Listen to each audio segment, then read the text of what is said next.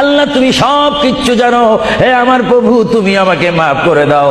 আমার আল্লাহ বলে, তারপরও যদি তোমাদেরকে আমি মাফ না করি, তারপরও বান্দা তোমরা আমার রহমতের দরজা থেকে ফিরে যাইও না। আমি তোমাদেরকে হুকুম দিচ্ছি, ওয়ালাউ আন্নাহুম ইয যালামু আনফুসাহুম জাউকা, বান্দারে যদি গুনাহ করে ফেলো আমার রহমত থেকে মুখ ফিরে তুমি চলে যাইও না।